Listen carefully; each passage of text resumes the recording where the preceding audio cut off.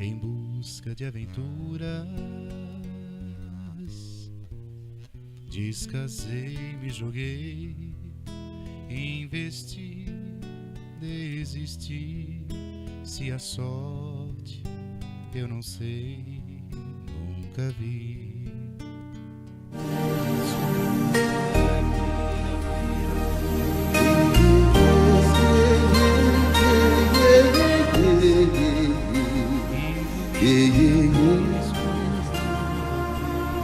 Aqui, nesta casa eu me encontrei. Entrei e aqui dentro vi saída. Sim, foi nessa casa de amor que as benesses do labor cicatrizaram minhas feridas.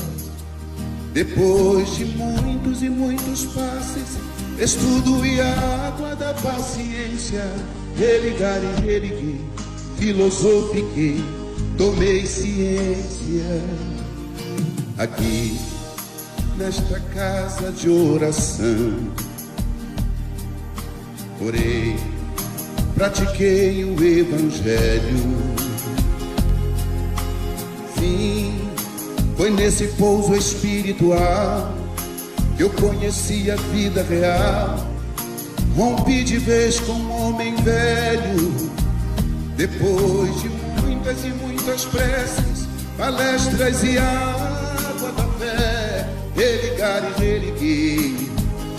A casa, quando é santa, é posto de emergência, hospital de alma, dissipando dores, transcendentes traumas, frente de serviços que a todos levanta, pronto atendimento de Deus, oh Santa Casa Santa.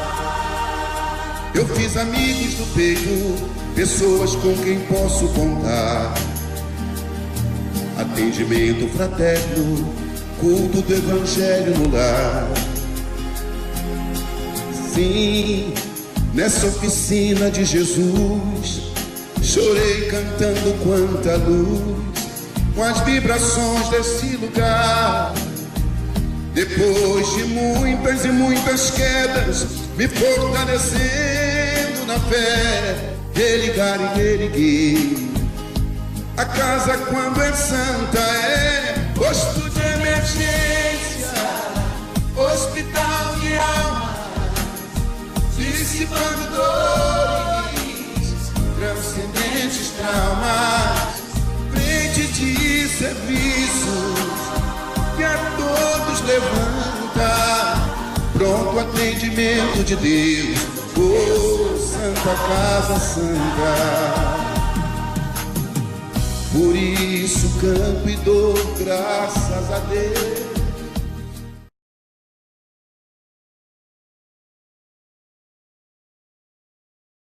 Que ilumina o meu rosto e me alegra em minha oração. Quanta paz, quanta luz. Deus nos ouve e nos mostra o caminho que a Ele conduz. Deus é Pai, Deus é luz. Deus nos fala que a Ele se chega seguindo Jesus. E é tão lindo falar com Deus em qualquer momento.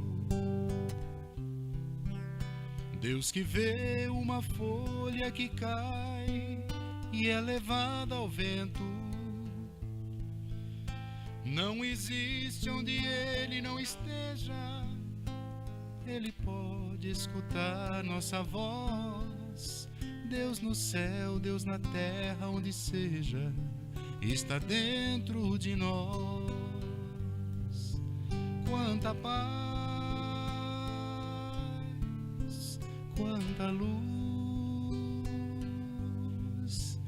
Deus nos ouve e nos mostra o caminho que a Ele conduz. Deus é Pai, Deus é luz. Deus nos fala que a Ele se chega seguindo Jesus.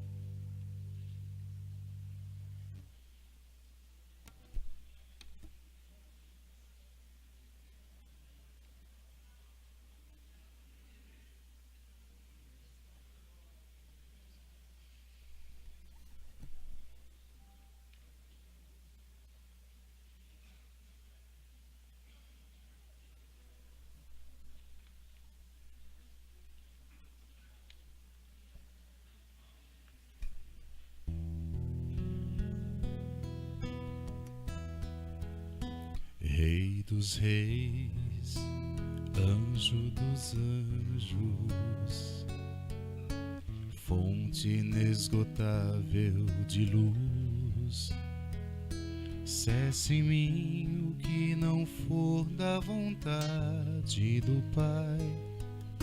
Seja comigo, Senhor, fortaleça-me na fé, enriqueça-me de amor, proteja quem mal me quer, adormeça-me na dor, me engrandeça no perdão do Calvário Redentor, amoleça o coração deste mundo sem amor. Senhor, entre as pedras do caminho seja em mim. Quando eu me sentir sozinho seja em mim. Quando for meu fim seja em mim, Senhor, Senhor. Que a morte eu sei não é o fim, morrendo é que se vive enfim. Bendito seja o meu pastor em mim. Que a vossa luz me acenda então, clareie toda a escuridão. Bendito seja o meu Rabi, irmão.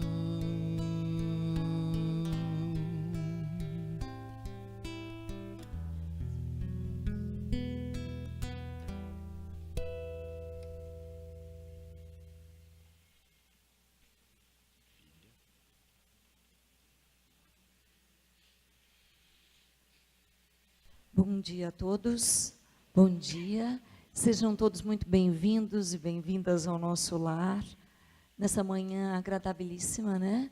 Uma manhã generosa para todos nós, depois de uma chuvinha abençoada, calma, e depois também dessa recepção, né? Que a gente já tem ao chegar, né? Ao adentrar o nosso lar, uma recepção preparada com muito carinho, com certeza, pelos nossos mentores amigos, que se responsabilizam por cuidar desse espaço, por nos auxiliarem nos trabalhos. E depois, é claro, também pela acolhida dos nossos irmãos encarnados, que também se responsabilizam pelas suas partes, e que tudo isso conjuga e soma numa linda manhã de trabalho, onde todos se sentam bem à vontade, onde todos se sintam amenizados. Essa introdução, né, desse canto, a gente comentava aqui, traz para a gente também uma outra sintonia. Porque cada um de nós vem de casa, ou do trabalho, ou de algum lugar, com energias desses espaços, com preocupações, com tribulações, com anseios. E o que a gente mais quer é que todos nós possamos aqui nesse ambiente, e aqueles que nos acompanham, que estão iniciando agora, né, também pela transmissão aí pela Web TV, que todos possam sentir essa tranquilidade, para que a gente possa vibrar numa mesma sintonia. Qual sintonia? De paz, de amor, de tranquilidade, principalmente de confiança, de esperança e de fé. E alguns podem imaginar que isso seja quase impossível diante dos desafios que estão enfrentando, mas não é. Não é, porque nós temos do nosso lado, junto de nós, Jesus, nosso mestre, nosso guia, nosso orientador. Temos junto de nós Deus, nosso Pai, e ainda uma comissão imensa, imensa, de espíritos amigos, iluminados, nossos mentores ou anjos de guarda, como prefiram, todos nos abraçando e nos acolhendo. Então sintam essa energia, o meu desejo de todos da casa, do fundo do coração. Nós faremos agora a nossa prece inicial cantada pelo nosso querido irmão Maurício. Permitem-se entregar-se a essa prece. Aqueles que ainda estão desconfiados, que não têm toda essa certeza de serem acolhidos, aqueles que ainda têm dúvidas aqui ou em casa, de que as coisas vão passar, de que seremos sempre amparados, por favor, disciplinem-se neste momento para acreditar. Sintam as vibrações e que essa prece seja também, e acima de tudo, de muita gratidão. Gratidão por estarmos aqui, gratidão pelo benefício desta música, deste lugar, gratidão pela família, pelo trabalho, pela palestra que vamos ouvir, pela oportunidade do aprendizado. Gratidão porque conseguimos nos deslocar até aqui e recebermos tudo isso. E gratidão até mesmo pelas adversidades, como sempre dizemos, que são responsáveis pela nossa reconstrução, que nos desmontam muitas vezes, mas que também nos ensinam. Que assim seja.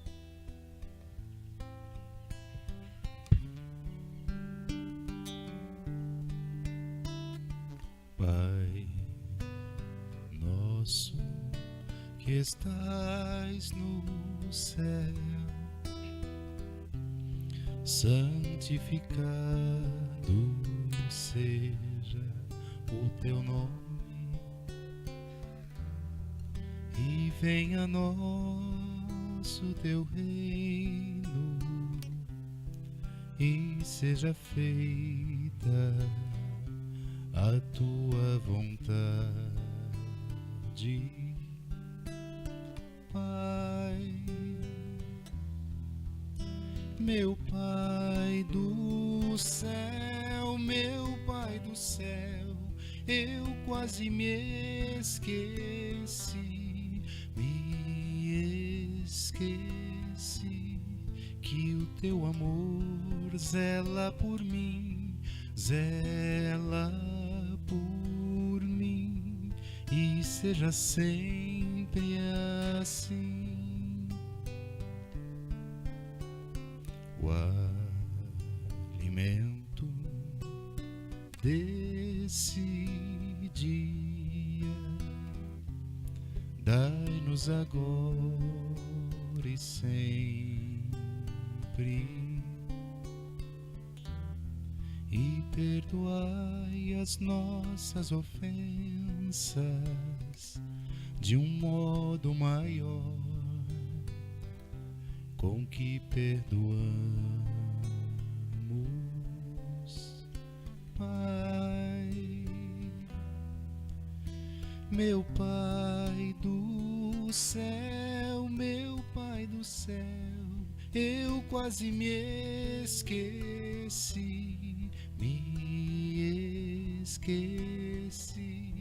que o teu amor zela por mim, zela por mim, e seja sempre assim. E não nos deixeis cair em tentação, mas livrai-nos de todo mal.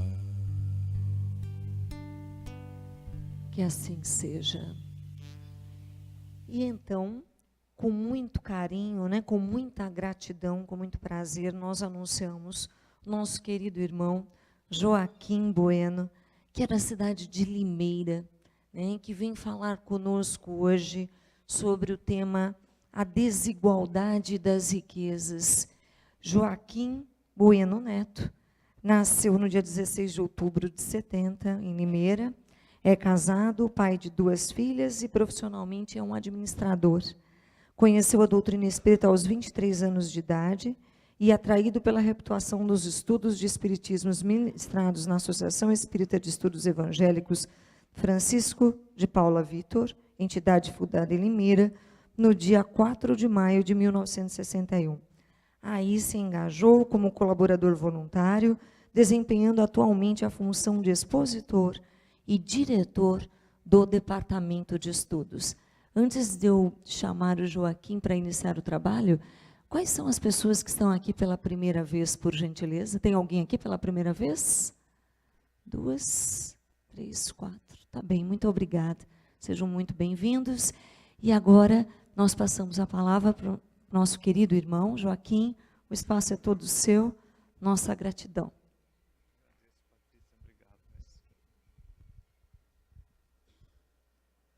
Muito bom dia para todas e para todos. Agradecemos, sensibilizados, o acolhimento nessa casa, a diretoria dessa casa pelo convite, ao nosso Rui pelo carinho, ao casal Orson e Neuza, que nos recebeu ontem em sua casa. Muito obrigado. Agradecemos a presença de todos e gostaríamos de começar a nossa reflexão dessa manhã, lembrando que a obra O Evangelho segundo o Espiritismo, uma das 5 obras básicas da codificação de Allan Kardec, é um presente da espiritualidade superior. Que nós temos um divisor de águas com o Evangelho segundo o Espiritismo. Não lemos nesta obra uma vírgula de misticismo, mas a espiritualidade transcende dessas páginas com uma beleza singular. E Allan Kardec escreveu o Evangelho segundo o Espiritismo com um carinho todo especial e fez algo que até então no mundo teológico não existia, que é separar as matérias contidas no Evangelho em 5 partes: os atos comuns da vida do Cristo, os milagres, as profecias, as palavras que serviram para fundamentar os dogmas da Igreja e, por último, o ensino moral. Terreno sobre o qual todos os cultos podem e devem ou deverão se entender. Bandeira sobre a qual nós temos que colocar as nossas diferenças de lado. Porque não existe diferença quando o assunto é o ensino moral. Então o Evangelho segundo o Espiritismo perpassa em 28 capítulos, onde o codificador faz os seus comentários das passagens que ele retira do Evangelho, como que encadeando os assuntos, fazendo um encadeamento, de tal forma que cada capítulo possa ser deduzido do anterior. Faz o seu comentário pessoal e depois passa o microfone para os espíritos superiores. Agora, uma coisa que nos chama muita atenção no Evangelho segundo o Espiritismo é que, se nós apagarmos a assinatura dos espíritos superiores, nós não sabemos o que é texto do codificador e o que é texto dos espíritos. Tamanha afinidade de ideias e de pensamentos que Allan Kardec possui com os espíritos superiores. Eles estão no mesmo patamar de ideias, de pensamentos. E olha que nós estamos falando de espíritos como Paulo, Santo Agostinho, São Luís, Emmanuel, Erasto e tantos outros. Kardec está no mesmo nível, integrando a pleiade dos espíritos do Consolador Prometido. E é com base nessa certeza que nós selecionamos um trechinho de um comentário pessoal do codificador, que está no Evangelho segundo o Espiritismo, que é o que trata do tema desta manhã, a desigualdade das riquezas. Em nossa pesquisa não achamos ainda alguém que tenha escrito de forma tão concisa, tão completa e tão profunda sobre esse problema sério da desigualdade das riquezas, como Allan Kardec. Então, nós vamos tentar transmitir um pouco dessa reflexão nessa conversa desta manhã. É preciso dizer, de início, que o assunto desigualdade das riquezas não é fácil nem para materialistas e nem para crentes. Porque os materialistas que não acreditam na ideia de um Deus soberano, nunca estão satisfeitos com o que têm, a maioria deles, e queriam sempre ter mais, ou invejam os que os outros possuem. E os crentes também se desconfortam com a ideia da desigualdade das riquezas. Afinal de contas, se existe um Deus justo, por que tamanha desigualdade? Por que essa diferença? E aí nós recordamos do senador Cristóvão Buarque, na época ministro da Educação do Brasil, numa entrevista a um canal de televisão, ele comentava uma angústia sua e exemplificou citando o caso de uma dama muito rica que possuía uma criança em idade escolar. E trabalhava para ela uma senhora, uma secretária do seu lar, que também possuía uma criança na mesma faixa etária. Então ela chegava na casa dessa senhora, trazia sua filha, e as duas crianças ficavam brincando, enquanto ela trabalhava. Chegava o horário do almoço, almoçavam na mesma mesa, brincavam as mesmas brincadeiras, só que quando chegava a hora de ir para a escola, a filha da dama mais rica descia pelo elevador, ia até o subsolo, entrava num carro, normalmente do ano, e em 5 minutos estavam numa escola no centro da cidade, com toda a infraestrutura, um computador por aluno, professores extremamente motivados para estudar. A filha da secretária descia o mesmo elevador, só que ganhava a rua, ia até um ponto de ônibus, e ali esperava por 15, 20 minutos até passar o coletivo. Ia para uma escola na periferia da cidade, com poucos recursos, professores desmotivados, não é o caso de citar aqui, não vamos discutir essa questão, para fazer a sua vida escolar. E ao final do horário da escola, as duas saíam, a filha da dama mais rica saía da escola, já tinha um carro esperando na porta, em 5 minutos estava no apartamento, entrava no seu quarto, com um computador de última geração, todos os recursos para estudar e fazer a sua vida acadêmica. A menina, filha da secretária, saía da escola, ganhava a rua, ia de novo procurar um ponto de ônibus a algumas quadras, ficava esperando o coletivo, e depois ia para casa, chegava anoitecendo, e ainda ia ajudar a mãe com as tarefas do lar, tendo pouco tempo para estudar. Não estamos dizendo que são os recursos que vão determinar o sucesso ou o fracasso da vida escolar de quem quer que seja. Porque há criaturas que receberam de tudo, mas se tornaram péssimos profissionais.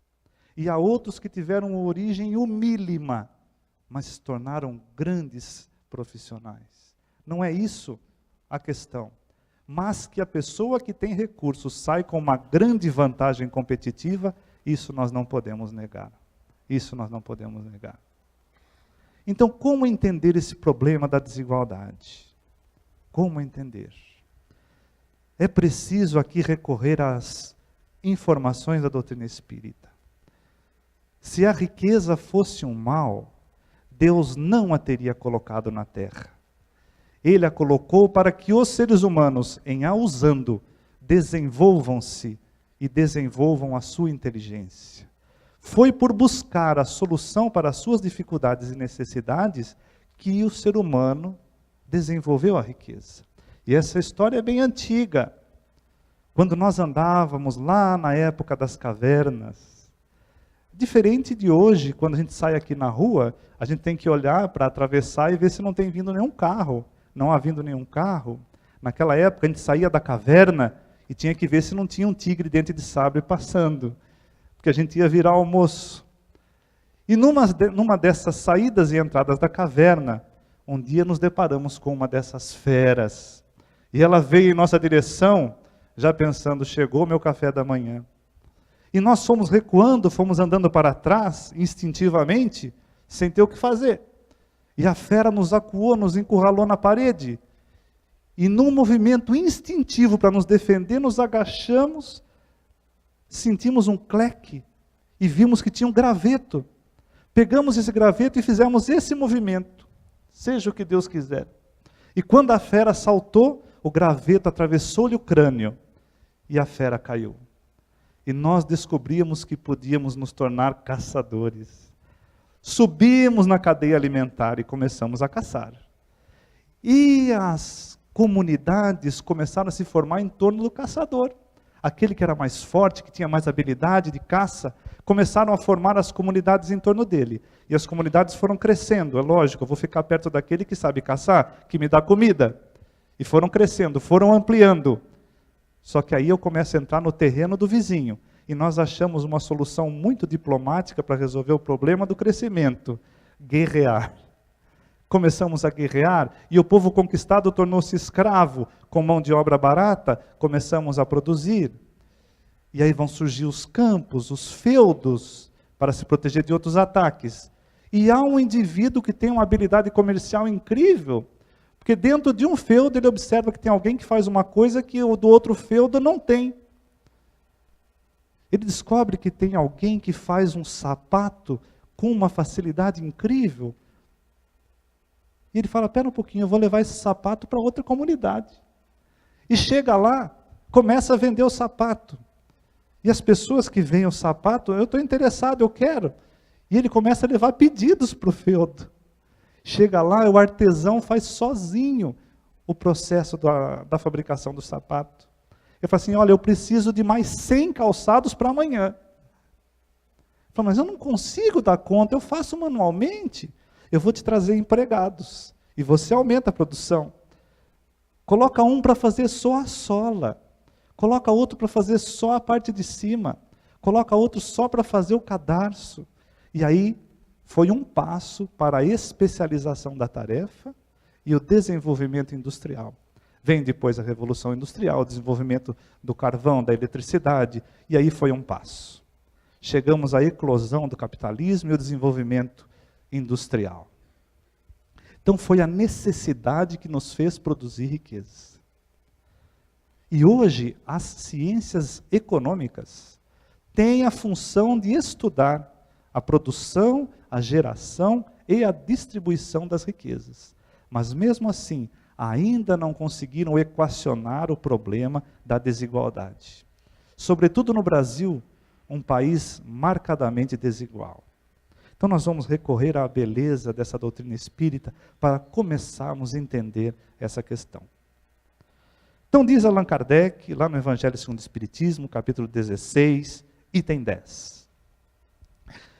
Os bens da terra pertencem a Deus, que os distribui a seu grado, não sendo o ser humano senão usufrutuário, o administrador mais ou menos íntegro e inteligente desses bens. Orson, vou usar você de cobaia. Vou te fazer uma pergunta. Você possui imóvel registrado em seu nome aqui em Matão? Está com escritura registrada, está no seu nome? Ele está dizendo que sim, não te pertence mais. Os bens da terra pertencem a Deus. Nós somos apenas usufrutuários, administradores mais ou menos íntegros desses bens. Mas como é possível entender essa questão, senão à luz da reencarnação? Como entender isso? Se tentarmos entender o problema da desigualdade das riquezas sem a reencarnação, nós sofremos bastante. Não dá para entender. É o elemento que falta na equação. Que com a doutrina das vidas sucessivas, nós entendemos que Deus desloca os bens que pertencem a Ele, para que não fique muito tempo improdutivo na mão de poucos, de alguns grupos ou famílias. para que possa gerar fecundidade onde estiver. Allan Kardec foi muito preocupado com o problema da desigualdade das riquezas. Muito preocupou o codificador. Ele vai trabalhar esse assunto no Livro dos Espíritos e o Evangelho segundo o Espiritismo. Ele vai perguntar, por exemplo, lá no Livro dos Espíritos, na questão 811, para as entidades venerandas que dirigem os destinos da Terra. Já houve alguma vez igualdade de riquezas no mundo, na Terra? E os Espíritos disseram a Kardec, não houve e nunca haverá. Por causa da desigualdade das aptidões. Não se pode igualar os seres humanos. Os seres humanos não são iguais. Não se pode igualá-los. Uns são mais sóbrios e mais previdentes para adquirir, como também para conservar. Há aqueles que gostam de trabalhar, há aqueles que têm ojeriza de trabalho. Tem gente que quando chega a musiquinha do Fantástico no domingo à noite, começa a ter chilique. Amanhã é segunda-feira, tem que trabalhar. E há outros que não veem a hora de começar a semana e poder produzir, tornarem-se úteis na sociedade. Não dá para igualar os seres humanos. Então os Espíritos dizem a Kardec, nunca houve nem nunca haverá. Porque a própria natureza das coisas vai realizar a separação e a própria desigualdade. Mas Kardec é um homem tão sensato, é um investigador nato, e ele desdobra a pergunta 811, item A. Mas há alguns homens que acham que essa repartição da riqueza seria a solução para os problemas. Ele está tocando num assunto sério, que é a eterna briga entre socialismo e capitalismo. Há alguns homens que acham que essa repartição igual das riquezas seria a solução para os problemas. O que vocês acham? Devolve a pergunta aos espíritos. E eles têm uma resposta singular. Dizem assim, esses daí são cultivadores de sistemas, ou ambiciosos cheios de inveja. Combatei o egoísmo, ide à fonte do problema e parem de sonhar com fantasias, parem de sonhar com quimeras. Mas Kardec é um cientista peculiar. Ele não se dá por satisfeito e continua. E diz assim, muito bem, entendi que não é possível repartir, mas vamos por um exercício de ficção ou de imaginação. Vamos supor que essa repartição fosse possível. É Kardec mesmo. Vamos imaginar que fosse possível. O que aconteceria se nós pegássemos toda a riqueza da humanidade, puséssemos num bolo e repartíssemos igualmente entre todos? E os espíritos respondem, primeiro, não sobraria o suficiente para todos. A cada um caberia parcela mínima e insuficiente. Você não ia receber uma fatia de bolo, você ia receber um farelo. Acabariam os grandes recursos que contribuem para o progresso da humanidade. Segundo ponto. Gente, nós só temos alimentos aos preços que nós temos hoje por causa de altos investimentos em mecanização agrícola há séculos. Senão nós não conseguiríamos comprar verdura ou outros alimentos ao preço que nós compramos. Foi graças a investimentos na produção agrícola. Nós não teríamos esses aparelhinhos extraordinários, esses computadores que nós carregamos no bolso, que chamamos de celular. Quase todo mundo tem um no bolso. Faz de tudo, faz até chover. A gente quase não usa para telefonar, mas para o resto a gente usa de todas as formas. Foi muito investimento em tecnologia da informação para chegarmos a isso aqui. Acabariam os recursos. Como a medicina ia conseguir fazer o que ela faz sem os recursos concentrados nas mãos certas? Como nós teríamos os antibióticos que fazem tão bem quando estamos doentes? As cirurgias especializadas, como? Então, primeiro, cada um receberia parcela mínima. Segundo, acabariam os recursos que promovem o progresso da humanidade. E terceiro, e o mais grave, o homem tendo o suficiente, ele não sentiria a necessidade de progredir. Deus conhece a nossa malandragem. Conhece. Se nós tivéssemos o suficiente, a gente não saía nem de casa, pessoal. Não saía mesmo. Deus conhece a nossa malandragem. A necessidade de buscar desenvolve a nossa inteligência. E essa inteligência que hoje a gente usa para as coisas materiais, nós a utilizaremos para as coisas espirituais quando chegar o momento oportuno. Deus sabe o que faz. Há muitos anos, quando ainda estava no ensino médio, era um jovenzinho, questionador. Os jovens geralmente somos assim, não é? E entrou um professor de economia, e na primeira aula ele disse para os jovens assim: o salário mínimo tem o valor exato que tem que ser. Não pode ser mais alto do que isso. Foi um tumulto na sala de aula. Os jovens quase todos, né? Rebeldes. Que isso, professor? Acabou a aula, pessoal. Não teve aula aquela noite. Ele voltou na semana seguinte, disse: agora eu vou explicar por que é que o salário mínimo tem que ter o valor que tem. E aí ele começou a argumentar e nos convenceu que se o salário mínimo fosse maior, nós acomodaríamos e a nossa situação seria bem mais grave. É porque ele é pequeno que nós nos esforçamos para conquistar mais. Desenvolvemos a inteligência, e essa inteligência, segundo Kardec, que hoje a gente coloca na parte material, um dia ela vai ajudar a gente a colocar na parte espiritual. Como é importante esse trabalho do codificador sobre a desigualdade das riquezas. Mas vamos avançar mais um pouquinho. Encontramos no Evangelho de Mateus, capítulo 26, versículo 11. Olha que frase de Jesus. Quanto aos pobres, sempre os tendes convosco, mas a mim nem sempre me tereis. Gente, eu me fixava honestamente na segunda parte dessa frase. A mim nem sempre me tereis. Ficava pensando quando Jesus falou isso para os apóstolos, prestes a se despedir.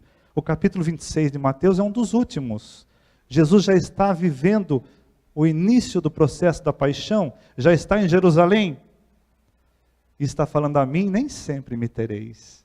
Ele está quase dando tchau para os apóstolos. E nós nos fixávamos muito nessa segunda parte da frase. E nunca atentamos para o começo. Os pobres, sempre os tendes convosco. Sempre os tereis. E Jesus faz essa citação baseado no livro Deuteronômio. É nele que Jesus se baseia. É nele que busca a citação. Capítulo 15, versículo 11. Os espíritas precisamos estudar o Antigo Testamento. Que livro você acha que Jesus usava para fazer suas citações? Quando ensinava o povo? Será que ele usava Mateus, Marcos, Lucas ou João? Atos dos Apóstolos? Epístola de Pedro? Jesus se servia dos ensinamentos da velha tradição, da primeira revelação. E lá em Deuteronômio a gente vê: nunca deixará de haver pobres na terra. É por esse motivo que te ordeno: abre a mão em favor do teu irmão, tanto para o pobre como para o necessitado de tua terra. Gente, vamos refletir um pouquinho nisso aqui? Sempre haverá pobres na terra. O que Jesus está querendo ensinar aqui? Enquanto a terra for um planeta de provas e expiações, Deus vai mandar para cá espíritos necessitados dessa prova. Não adianta os filântropos sonharem em acabar com a pobreza ou com a miséria. Eles vão contra uma lei natural. Por mais que nós desejemos. Vai contra uma lei natural. E a tese não é da doutrina espírita, é do Cristo. Enquanto existirem espíritos necessitados da prova da pobreza, haverá pobres na terra. Criaturas que nunca tiveram o menor sentimento de estender a mão para alguém, que passaram uma vida inteira na opulência, na fartura, nunca sentiram um gesto de doação para alguém, nunca foram capazes de abrir a mão para alguém, tem que renascer na prova da pobreza, para sentir nas carnes da própria alma o que é a dor de um estômago vazio. Sempre haverá pobres na terra. O que nós temos que fazer, isso sim, é criar uma sociedade previdente.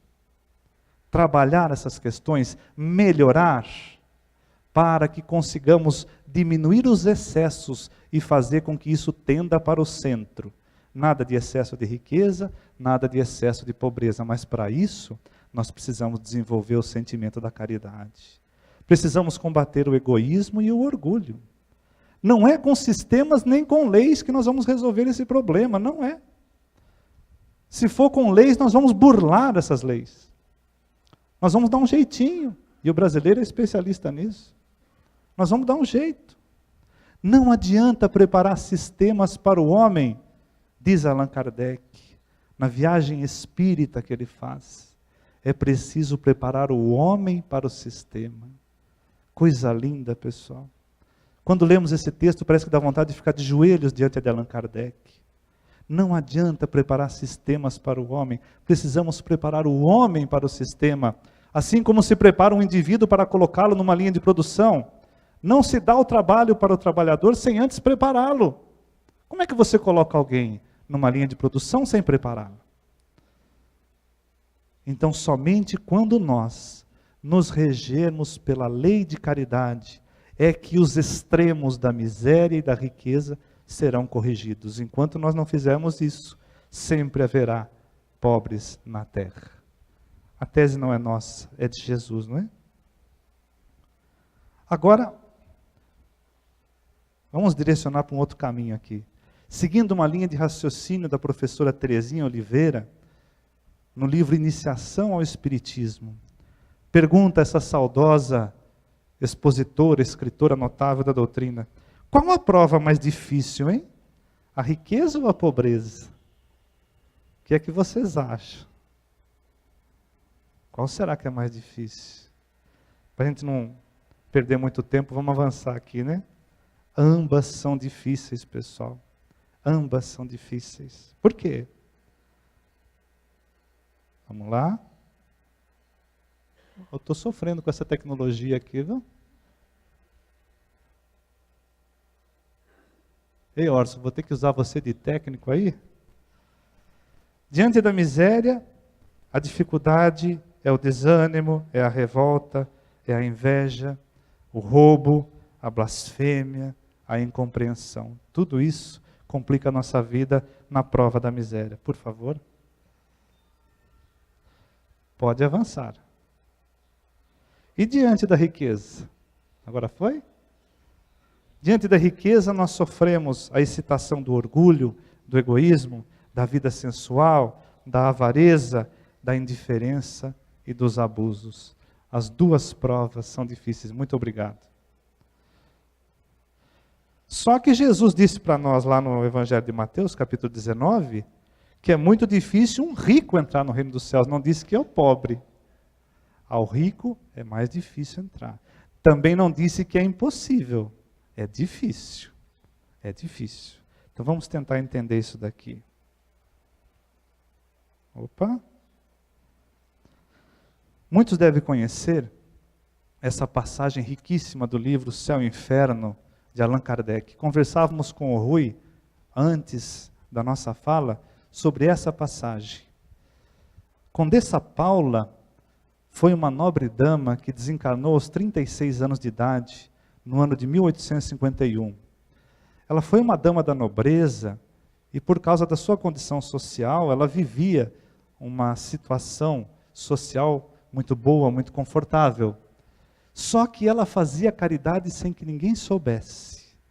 É aquele exemplo de mulher que Kardec vai falar sobre os infortúnios ocultos, aquela que busca o sofrimento antes que o sofrimento bata à sua porta. Ela destinava uma pequena parcela da sua renda sem que ninguém soubesse, para aliviar a dor, o sofrimento e a necessidade dos seus irmãos. Foi uma dama da caridade que passou toda a sua vida auxiliando as pessoas. E por conta disso, quando desencarnou, foi para uma região espiritual muito boa. E de lá, ela dita uma mensagem que Kardec coloca em O Céu e o Inferno, no capítulo dos espíritos felizes. E ela tem a ocasião de dizer assim: olha, durante a minha existência eu possuía juventude, fortuna, saúde, beleza, tudo o que faz a vossa felicidade sobre a terra. Tudo isso eu possuía. Mas o que são todas essas coisas comparadas com a felicidade que se pode usufruir aqui, nessa região que hoje estou? Que são os vossos passeios comparados a essas viagens que nós fazemos pela imensidão, apenas com o pensamento, com o desejo, bastando pensar? Que são os vossos palácios comparados a essas moradas aéreas? Que são as vossas festas comparadas com essas assembleias de espíritos resplandecentes que fazem empalidecer o arco-íris? Meu Deus, nós começamos a sonhar quando eu tiver a condição de ir para uma região espiritual como a Condessa Paula, e viajamos, né? Aí quando a gente vira a página, vem um choque de realidade, né? Não pense que foi sem lutas que cheguei à posição que ocupo aqui.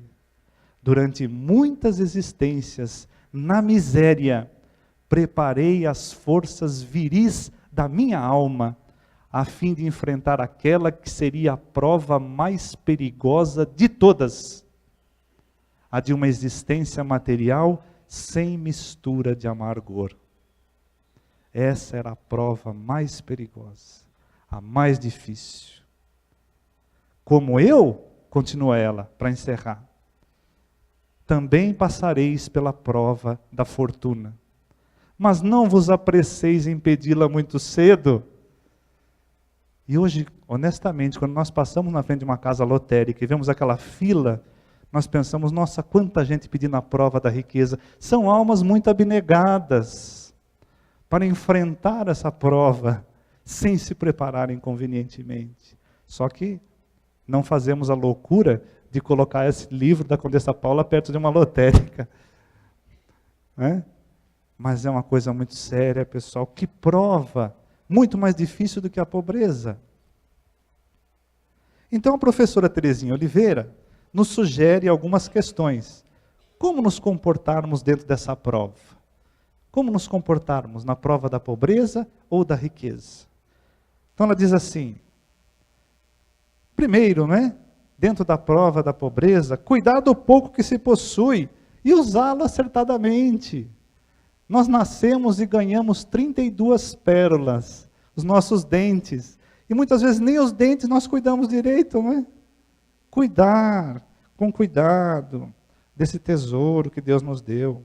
Procurar desenvolver e aperfeiçoar a própria capacidade de produzir valores. Esforçar-se, buscar, aprimorar-se, fazer o seu melhor, não é? Cultivar resignação, moderação, simplicidade, humildade, honestidade. Olha quantas virtudes a prova da pobreza facilita para a gente, né? Praticar a caridade ao seu alcance, materialmente ajudar com o pouco que se tem a quem tem menos ainda, e espiritualmente com um amparo moral, afeto sincero, boa palavra, bom exemplo. Precisa de dinheiro para fazer isso, pessoal? Dar uma boa palavra, um atendimento fraterno? Precisa de recurso para isso?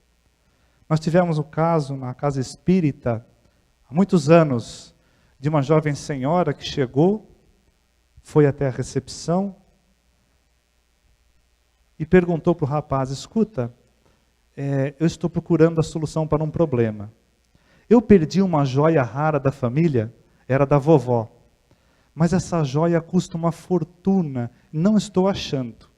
Eu ouvi dizer que aqui vocês fazem umas coisas diferentes, que tem uns médiuns que conversam com o mundo espiritual. Será que existe algum espírito que poderia ajudar, ou me ajudar a encontrar essa joia, que é da família, e eu estou sendo muito cobrada?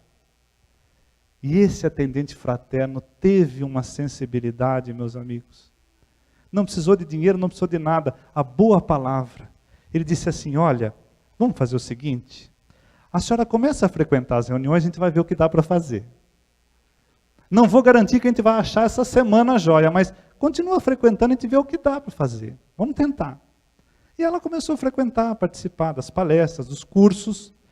E 1 ano depois, esse atendente a encontrou nos corredores da casa espírita, lembrou-se da situação e disse, olá, e aí, a senhora achou a joia? Ela disse, olha, aquela eu não achei, mas eu achei uma joia muito mais valiosa, que é entender o Evangelho de Jesus como eu nunca havia compreendido. Um tesouro de inestimável valor que hoje faz a minha felicidade. Gente, o que esse atendente precisou? De uma boa palavra, de um bom exemplo, uma presença de espírito ali na recepção, de só falar, continua frequentando, vamos ver o que dá para fazer. É o gesto de amor. Se ele não tivesse essa gotinha de amor no coração, ele teria dito, olha, por favor, a senhora retire-se, porque a casa espírita não é dessas coisas. Aqui a gente não acha tesouro, não acha nada não, viu? A senhora vai procurar em outro lugar. Foi aquele atendimento simples, humano da casa espírita. Não é? O que mais? Não invejar o rico e nem pensar mal dele.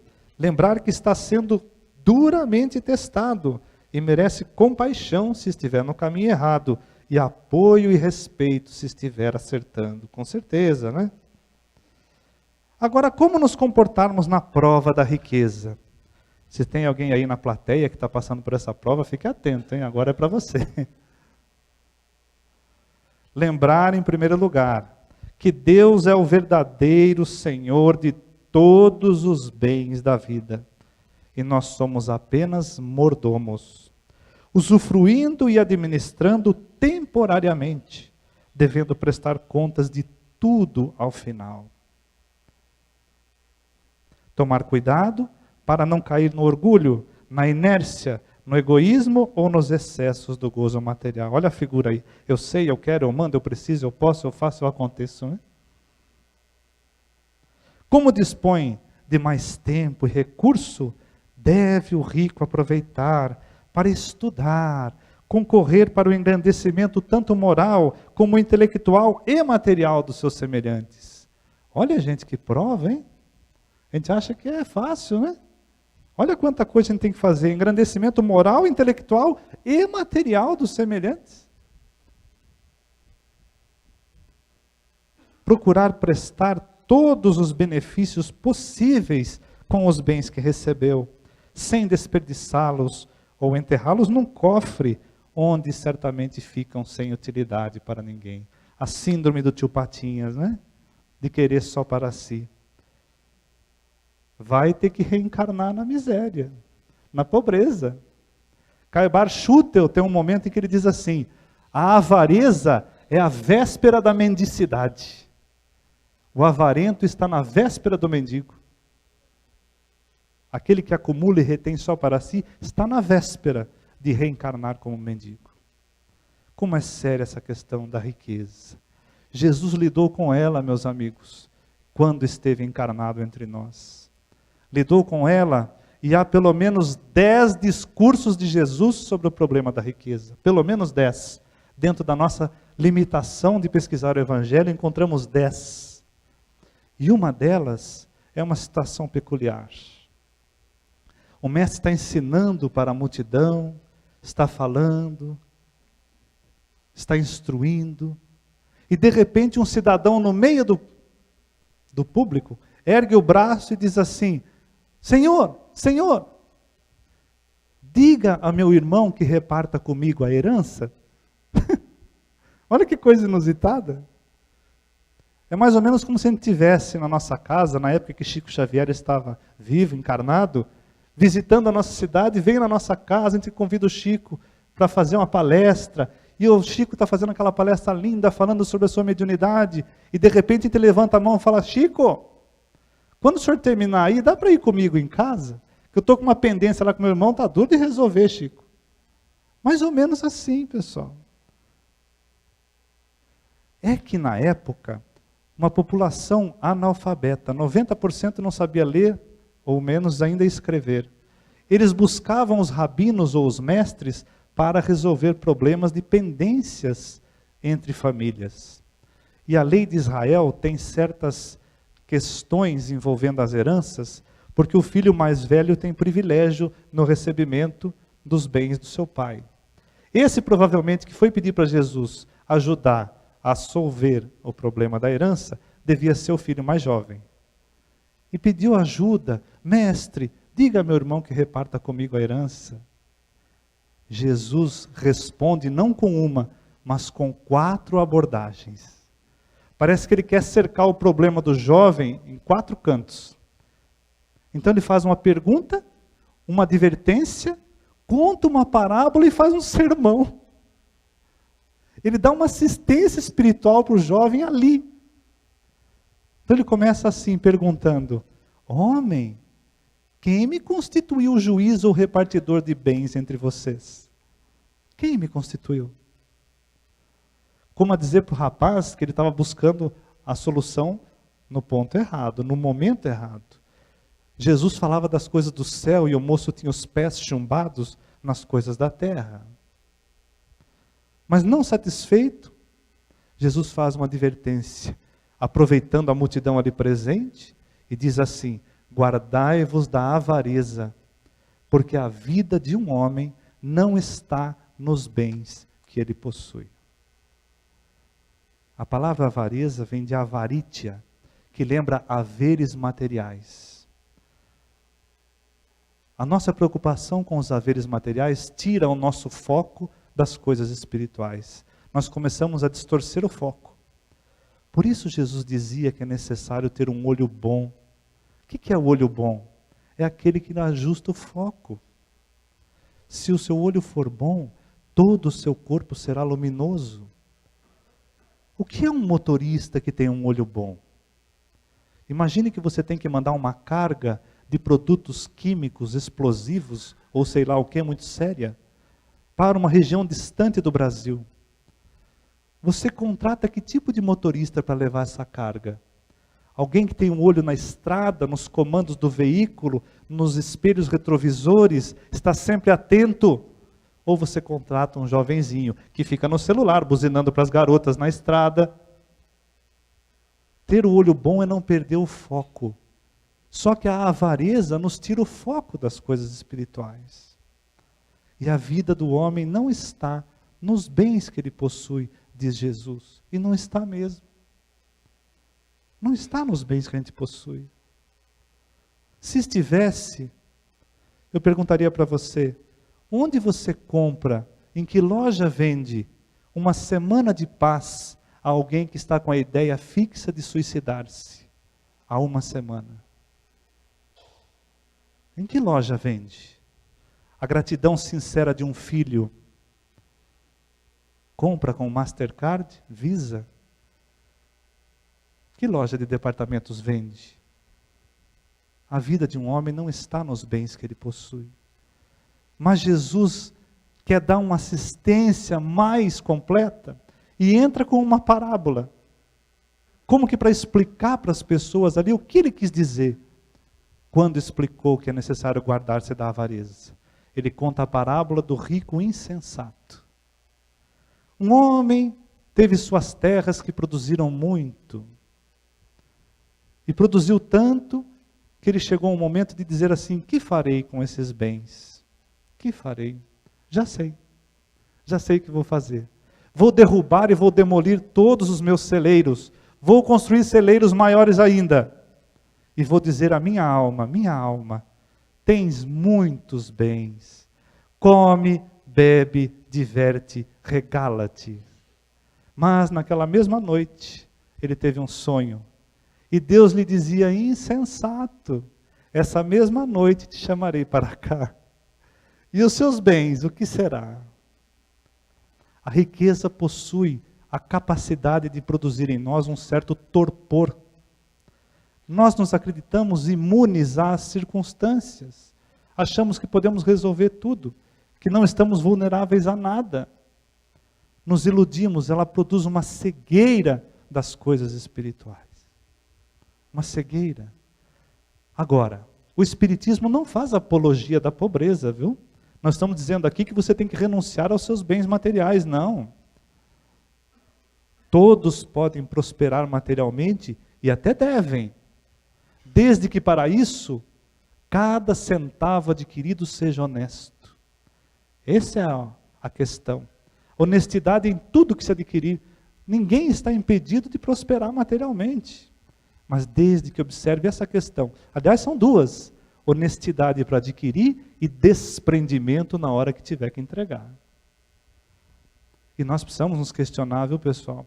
Porque todas as nossas relações envolvem pessoas, seres humanos, que nós temos que respeitar. Será que nós cobramos preço justo pelos serviços que prestamos?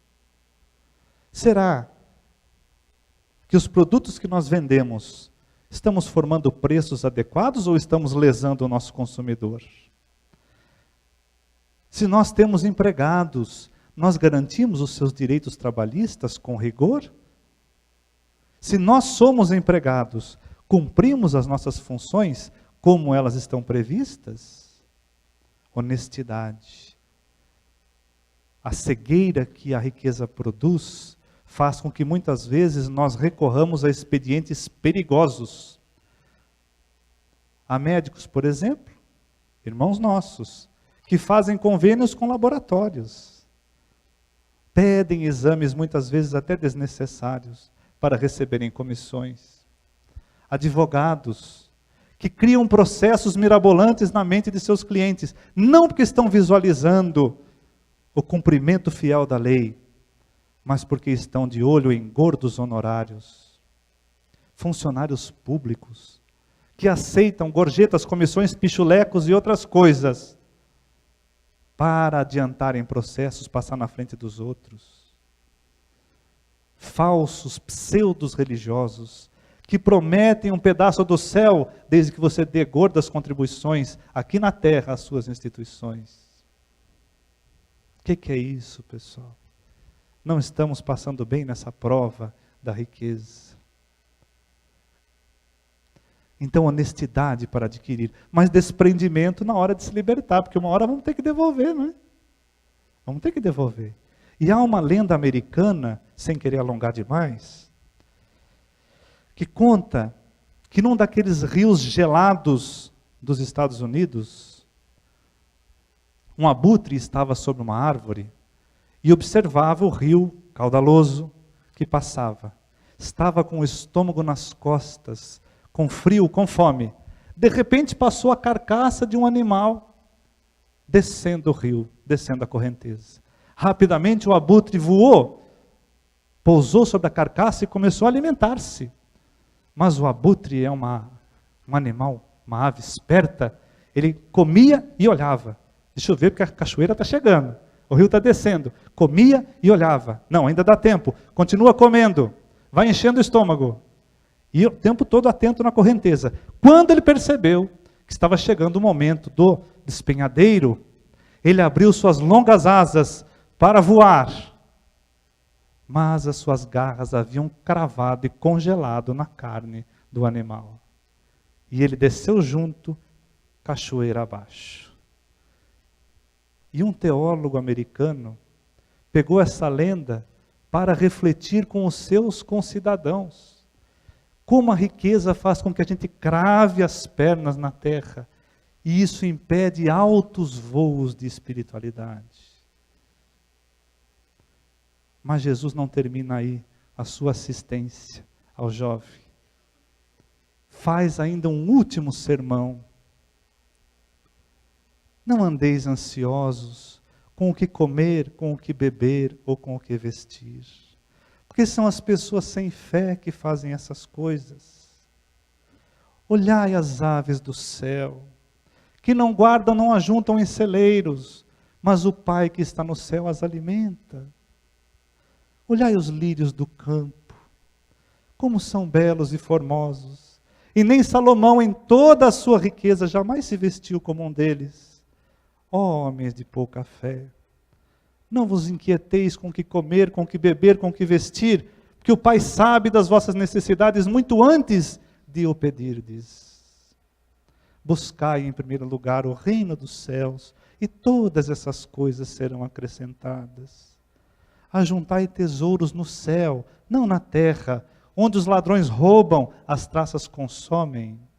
Ajuntai tesouros no céu, onde os ladrões não têm acesso, nem as traças. Como é belíssimo o poema espiritual de Jesus. Para não nos inquietarmos, não nos preocuparmos em demasia. Ah, se nós compreendêssemos como é importante viver uma vida serena, tranquila, sem inquietação, sem preocupação. O nosso confrade Richard Simonetti, paremos encerrando a nossa fala, tem em um dos seus livros um texto de um autor desconhecido, que ele diz que a gente não deveria se preocupar com nada na vida. Porque na verdade há somente duas coisas com que você se preocupar na vida. Sabia? Duas coisas. Ou você vai ter sucesso, ou você vai ter fracasso.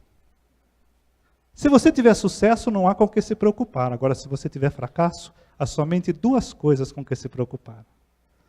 Ou você vai conservar a saúde, ou você vai adoecer. Se você conservar a saúde, não tem com o que se preocupar. Agora, se você adoecer, há somente duas coisas com que se preocupar. Ou você vai morrer, ou você vai viver. Se você viver, não tem com o que se preocupar. Agora, se você morrer, há somente duas coisas com que se preocupar. Ou você vai para o céu, ou você vai para o inferno. Se você for para o céu, não há com o que se preocupar. Agora, se você for para o inferno, você vai encontrar tanta gente para cumprimentar que não vai ter tempo de se preocupar. Então não nos preocupemos, meus amigos. Não nos preocupemos tanto. Vamos investir na espiritualidade, nessa que é a melhor reencarnação de todas da nossa existência. Vamos aproveitar esse tempo para crescer espiritualmente, entesourar no céu, porque onde está o nosso tesouro está o nosso coração. E é por isso que a gente gostaria de encerrar com essa frase de Emmanuel, no ótimo Fonte Viva,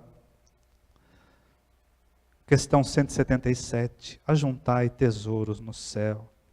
Cresçamos na virtude e incorporemos a verdadeira sabedoria, porque amanhã seremos visitados pela mão niveladora da morte. E como ela nivela? Há um provérbio que diz, na morte é como no jogo de xadrez. No final da partida, rei e peão voltam para a mesma caixa. Voltam para a mesma caixa. Seremos visitados pela mão niveladora da morte e possuiremos tão somente as qualidades morais, nobres ou aviltantes que houvermos instalado dentro de nós. Gente, há quem diga que a gente não leva nada dessa vida, viu? Mas nós aprendemos na doutrina espírita que nós levamos 3 coisas, olha que coisa boa. 3 coisas nós levamos dessa vida. Diz o Espírito Pascal em o Evangelho segundo o Espiritismo: inteligência, conhecimentos e qualidades morais. Não leva nada do que diz respeito ao corpo e leva tudo o que diz respeito à vida da alma. Chegamos no mundo espiritual com esses valores. Como um viajante que chega numa cidade e pode pagar a hospedaria de acordo com os recursos que tem no seu bolso. Se ele tem bastante dinheiro, ele pode se hospedar em um bom hotel. Se ele tem menos recurso, ele vai se hospedar em uma pensão mais humilde. Se ele não tem nada, infelizmente, terá que dormir na sarjeta. Assim é a nossa condição na vida futura. De acordo com os valores que tivermos levado, será a nossa condição do lado de lá. Então, meus amigos, se você tem mãos, braços e pernas que te habilitem a trabalhar e a servir seu semelhante, se você tem um cérebro que te habilite a pensar no bem do seu semelhante, você é mais rico que o mais rico dos reis da terra, que possa ter um palácio lotado de gemas preciosas, mas não tem a coragem de ajudar ninguém. Você é mais rico que ele. E na nossa atual condição evolutiva, melhor que a morte nos encontre trabalhando de pé em serviço do que esperando por ela numa luxuosa poltrona confortável. Jesus os abençoe. Muito obrigado. Obrigado. Muito obrigado. Muito obrigado. Obrigado.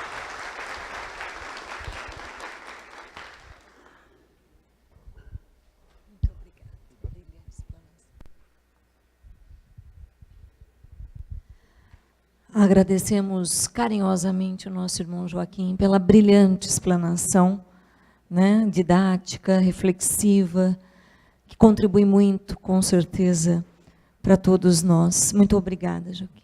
Que a espiritualidade amiga possa lhe acompanhar, trazer essa clareza, né, essa bem-aventurança da disponibilidade de trazer, de falar, de dividir conhecimentos. E agora nós faremos a nossa prece final, para fecharmos este momento, e na sequência, então, a entrega, né, dos presentes, dos livros, das obras da pintura mediúnica aos nossos irmãos.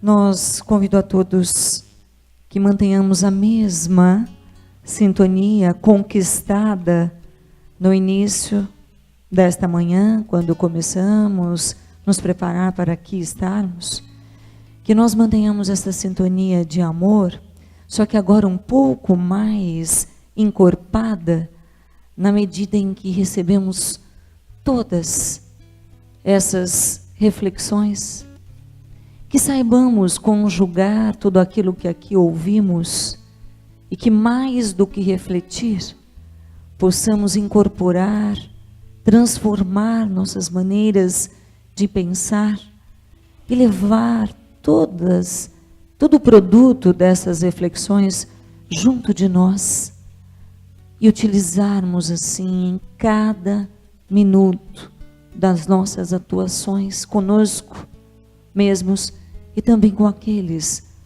os quais dividimos a nossa vida.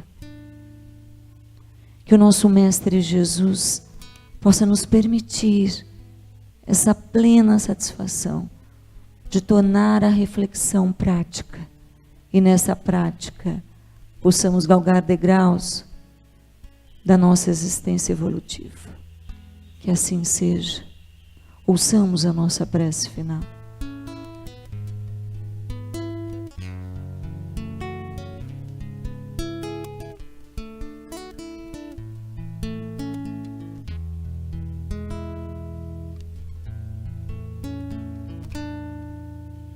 Já faz mais de 2000 anos que um homem veio à Terra ensinar pra gente a força do amor. Infelizmente o ser humano ainda continua em guerra. Quanto menos consciência, maior a dor. A gente colhe o que planta, disso ninguém vai fugir. Por isso é que não adianta, a gente não pode mais se omitir. Mais coragem, mais vontade, tá faltando, eu reconheço. Todos querem a verdade, mas no fundo ninguém quer pagar o preço. Já faz mais de 2000 anos que um homem veio à Terra ensinar pra gente a força do amor. Infelizmente o ser humano ainda continua em guerra. Quanto menos consciência, maior a dor. Mas um dia a gente vai finalmente compreender o amor que o nosso Pai tem por mim e por você. E esse amor vai ensinar o que a gente quer saber. Quem tem olhos para enxergar vai ver, vai ver.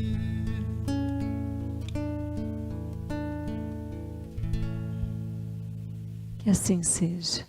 Obrigada, Maurício. Nós temos algum aniversariante hoje na casa? Não? Então eu gostaria de presentear aqueles que levantaram a mão no início, que estavam aqui pela primeira vez. Por favor, levante a mão novamente. Tinha 2 pessoas aqui. Por favor.